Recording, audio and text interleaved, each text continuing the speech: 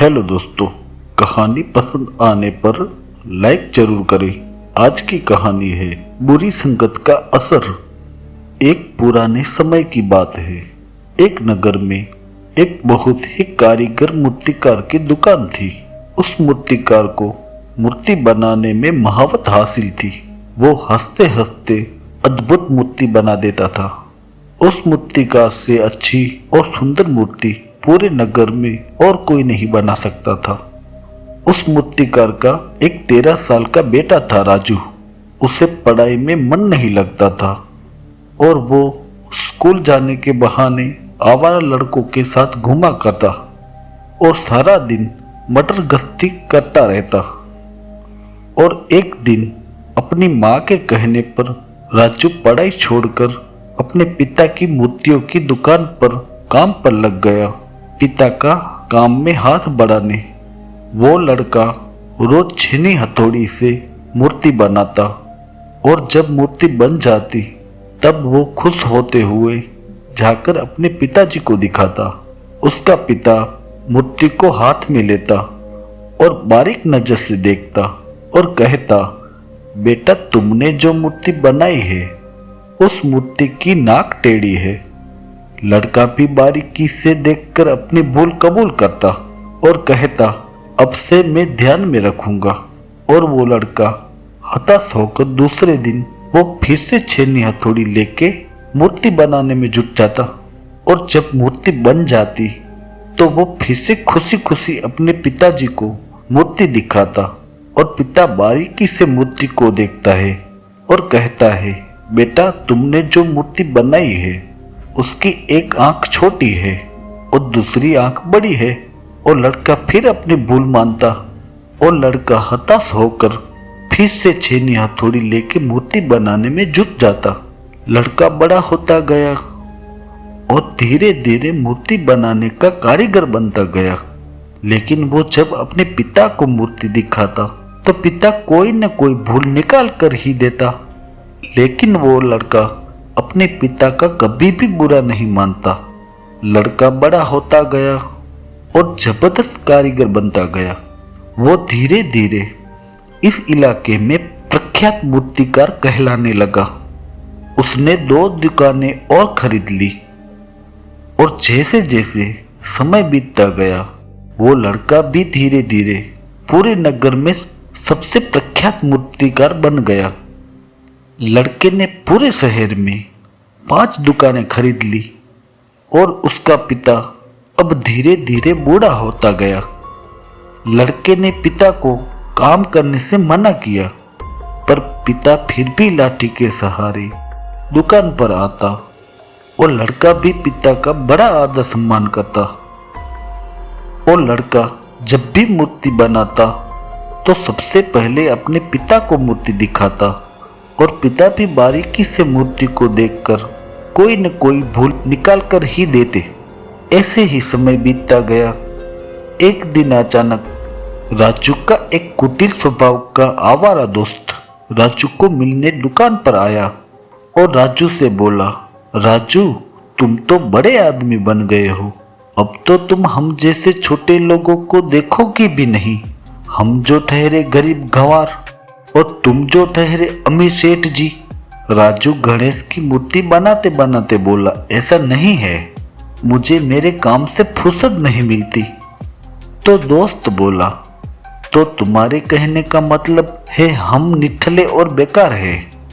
राजू बोला, नहीं नहीं, ऐसा मैंने कब कहा। तो दोस्त बोला, तुम्हारा कहने का मतलब तो यही हुआ ना, सब सच ही कहते हैं। तुम तो बड़ी में हो, हम जैसे छोटे लोगों से तुमको क्या मतलब। तुम्हें सफलता के अहंकार में अब तो बचपन के दोस्त याद नहीं रहे कि कभी कभार हाल चाल ही पूछ लिया करो। तुम्हें हमारी याद आए कि ना आए पर हम हमेशा दोस्तों को दिल में ही रखते हैं, इसीलिए तुमसे मिलने चले आए। राजू बोला, 1 मिनट रुको, बातें तो होती ही रहेंगी, मैं अभी आता हूँ। और राजू गणेश की मूर्ति लेकर अपने पिता को दिखाने जाने लगा। दोस्त भी धीरे धीरे पीछे पीछे कान चौकन्ना किए आया और दूर खड़ा हो गया और बाप बेटे की बातें सुनने लगा। राजू ने दुकान के अंदर बैठे पिता को गणेश की मूर्ति दिखाई और पिता ने बारीकी से मूर्ति को देखा और थोड़ा नाराजगी भरे स्वर में बोला, बेटा ये जो तुमने गणेश की मूर्ति बनाई है इसका एक दांत टूटा हुआ होना चाहिए। ऐसा कहकर पिताजी ने एक दांत तोड़ दिया और कहा कि इतनी बड़ी भूल कैसे हो सकती है। और बेटा सबको पता होता है गणेश का एक ही दांत होता है, वो एक दंत दयावंत चार भुजाधारी है। बेटा अब से ध्यान में रखना। राजू थोड़ा सा हताश होकर वापस आया और धीमे स्वर से मित्र से बोला, और बताओ क्या हाल चाल है। उसके मित्र ने ये सब वाकया देखा और बोला, गजब की बात है, तुम अभी भी अपने बूढ़े पिता से डरते हो। राजू बोला, ऐसा नहीं है, वो मेरे पिताजी के साथ साथ मेरे गुरु भी है। तो दोस्त बोला, तुम पहले भी भोले और नासमझ थे और आज भी तुम में कोई बदलाव नहीं हुआ। तुम एक बात मेरी ध्यान से सुनकर दिमाग में बिठा लेना, तेरा बाप तेरी प्रतिष्ठा से और तेरी तरक्की से जलता है। उसने एक छोटी सी दुकान में पूरी जिंदगी गुजार दी और तुमने कितनी तरक्की की है।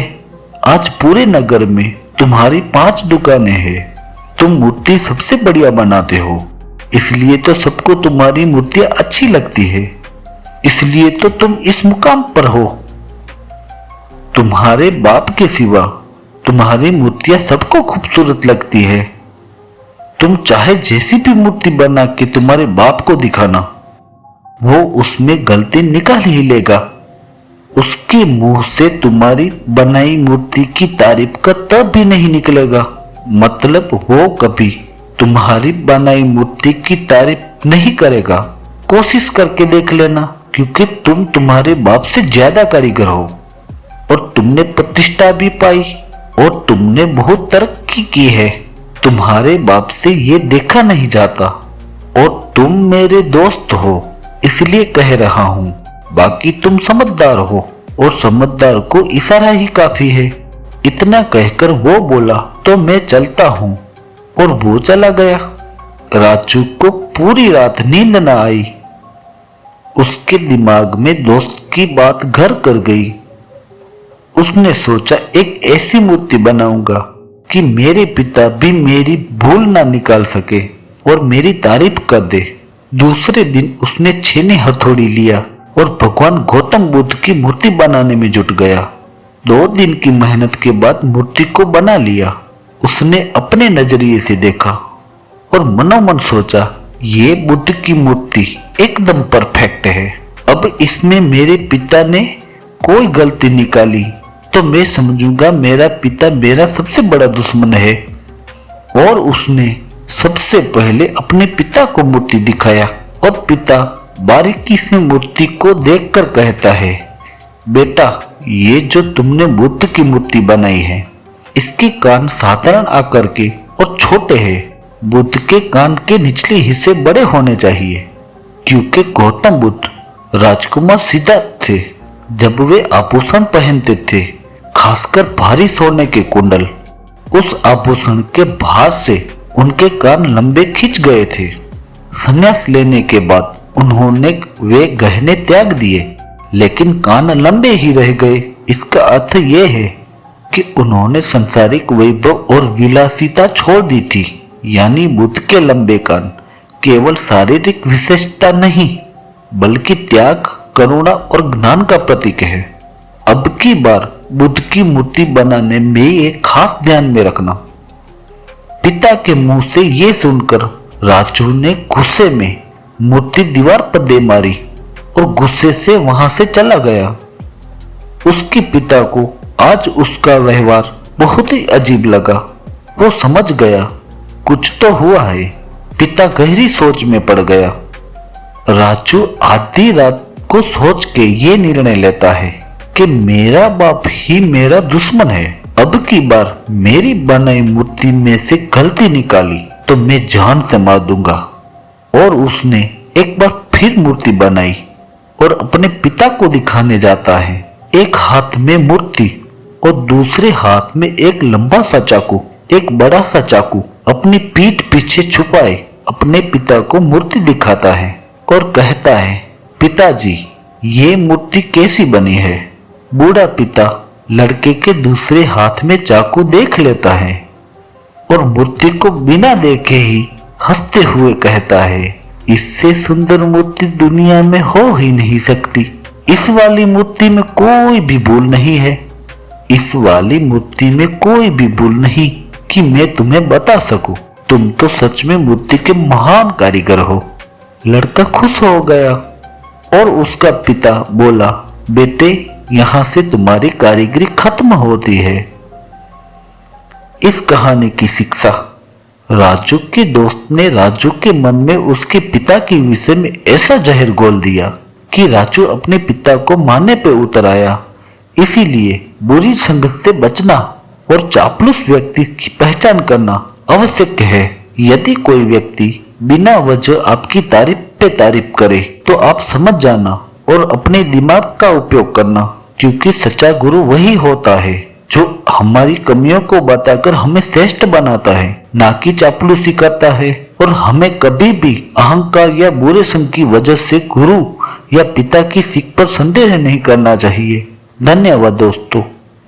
अगर आपको यह वीडियो पसंद आई तो इसे लाइक करें, शेयर करें और हमारे चैनल को सब्सक्राइब करना ना भूलें। आपका सपोर्ट हमें और बेहतरीन कहानियाँ बनाने के लिए प्रेरित करता है। धन्यवाद दोस्तों।